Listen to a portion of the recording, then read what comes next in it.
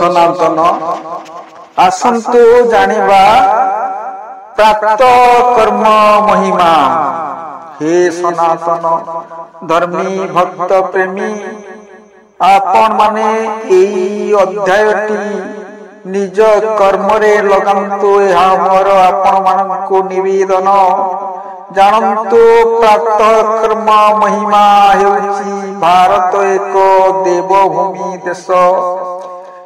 ଏହିଠାରେ ହିଁ 33 କୋଟି ଦେବତା ମାନବ ରୂପରେ ଜନ୍ମ ନେଇ ପୁଣି ରୂପ ପରିବର୍ତ୍ତନ କରିଅଛନ୍ତି। ଏହା ସମସ୍ତ ଭାରତୀୟ ମାନଙ୍କର ଦୃଢ ବିଶ୍ୱାସ। ଏଣୁ ଏକାନ୍ତ ଭକ୍ତି ନିଷ୍ଠା ଓ ଏକାଗ୍ରତାର ସହିତ ଯେ କୌଣସି କର୍ମ କରାଯାଏ ତାହା ସ୍ୱୟଂ ସମ୍ପୂର୍ଣ୍ଣ ହୋଇଥାଏ। ନଚେତ୍ ବିଭିନ୍ନ ବାଧା ବିପତ୍ତି ଆସିପାରେ। ପ୍ରତ୍ୟେକ ମନୁଷ୍ୟ ତାର ଜୀବନକୁ ନିତ୍ୟ ବ୍ୟବହାର୍ଯ୍ୟ ଭାବରେ କାଟିବାକୁ ହେଲେ ପ୍ରଥମେ କେତେକ ବିଧି ନିୟମ ରହିଛି। ଏହା ହେଉଛି ମହିମା। ନୀତି ନିୟମର ମହିମା ମାନିବାକୁ ହିଁ ପଡ଼ିବ, ଯାହା ଦ୍ୱାରା ସେ ଦିନଟି ନିଶ୍ଚିନ୍ତ ମଙ୍ଗଳମୟ ହେବ। କରଣୀୟ କର୍ମ ସର୍ବ ଶୁଭ ହୋଇଥାଏ।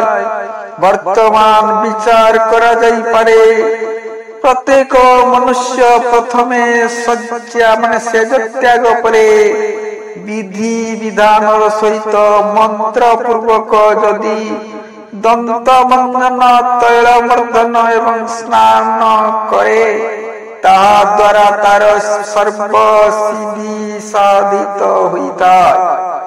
ଏବଂ ସେଦିନ ସେ ଯେଉଁ କର୍ମ କରେବା, ଯେଉଁ ଦେବତାଙ୍କୁ ପୂଜାର୍ଚ୍ଚନା କରେ, ତା ପୂଜାରେ ସନ୍ତୁଷ୍ଟ ହୋଇଥାନ୍ତି। ସର୍ବମଙ୍ଗଳ ଘଟେ। ଆରାଧ୍ୟ ଦେବତା ଦର୍ଶନ ଦେଇ ମଧ୍ୟ ବର ପ୍ରଦାନ କରିପାରନ୍ତି।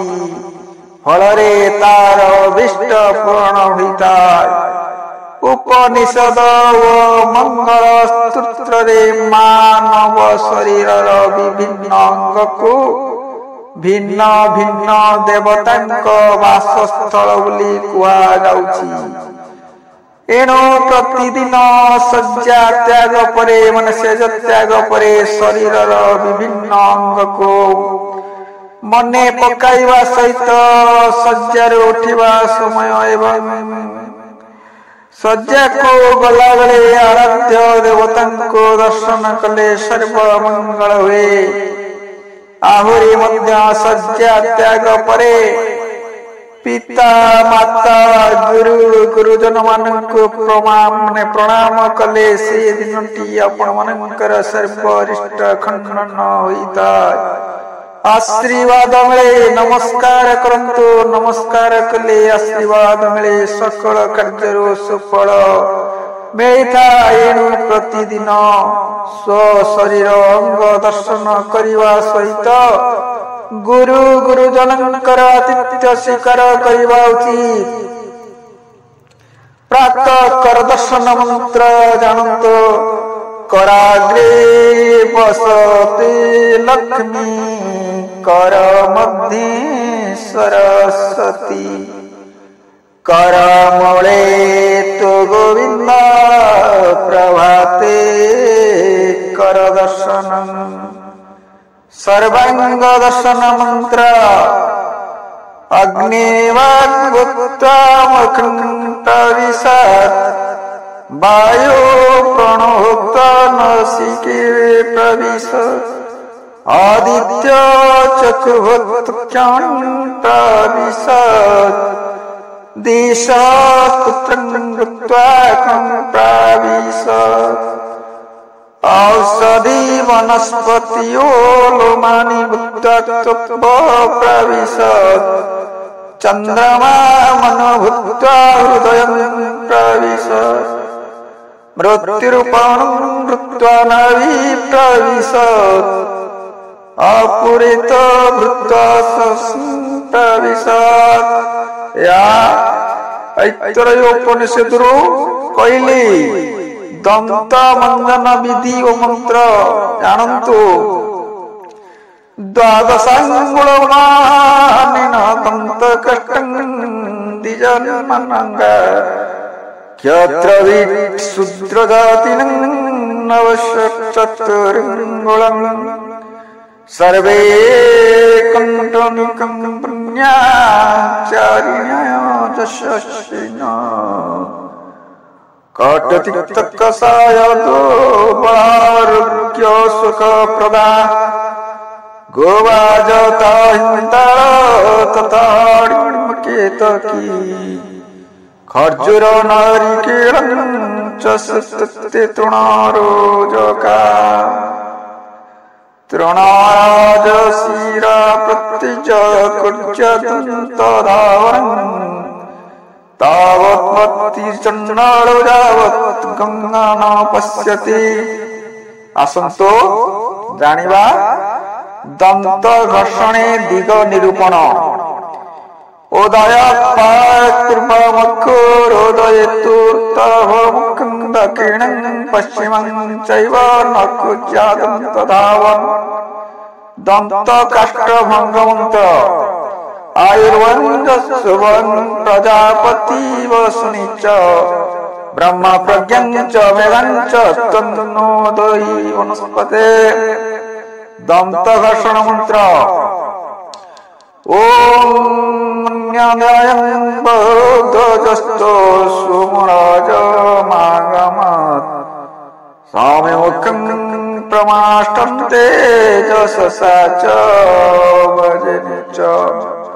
आसंतु जानिबा दंत घर्षणे विशेष। श्राद्धे जन्मने चैव विवाहे मुखदर्शिते व्रते चैव उपवासे च न कुर्वन्ते धावनं। अलाभे दन्तकष्टनं निषिद्धे च तथा दिने अथ द्वादशं न सम्यसोऽधि विधीयते। अलाभे विहितो धनं प्रत्यतन्त्रस्तपैरपि दन्तशोधि विधातव्यं जिह्वालैकसदेति। चतुपत्ति सदा कर्जो एकादशी विना। जानिले तेबे जानतु तैलमर्दन विधि। एकादश्यं चतुर्दश्यं संक्रान्तं रविवासरे व्रतोपवासे श्राद्धश्च न तैल सेवते नर। एही दिन तैल सेवन करिब नाही। तेणु कमलासनरे वा कुशासनरे बसी तैलमर्दन करिबा उचित नुहे। प्रथमे मध्यम अंगुली द्वारा तैल आनी ओम अश्वधिं नमः मंत्र पाठ करी अंगुली को भूमि रे निक्षेप करिबो। तापरे ब्राह्मण वाम पादरु क्षत्रिय दक्षिण कन्नरु वैश्य दक्षिण पादरु एवं शूद्र मस्तकरु आरंभ करी तैल मर्दन करिबा उचित। स्नान विधि जानतु। स्नान त्रिविधं सशिरसं शिरसंगपालं च सशिरसं तो सर्वाङ्गमञ्जनं स्नानमुच्यते। कंठत पाद पर्यन्तं अशिरसं प्रकृत्या नाभित पाक पर्यन्तं कपिलं स्नानमेरितं। हे सनातन धर्मी आपण मानकर या नित्य नियम कार्य या होची प्रातः कर्म महिमा। आसंतो जानिबा। जलादे कपटोनपि सर्वंगो परिवर्धनं अशिरस्तं भवस्नानं स्नानं पदावारिणं पुराकृतं ते पुण्यं नैव दैवस्य कातळे। आजी आमे सनातनर जो कथा उपस्थापन करुचु ताहा नीति दिनिया करंतु निश्चिंत आपण मानकर भविष्यत सोमंगलमय हेब। एही पुष्टि आज एठी रखुची। नमस्कार। परवर्ती भाग में आशीर्वाद। जय जगन्नाथ।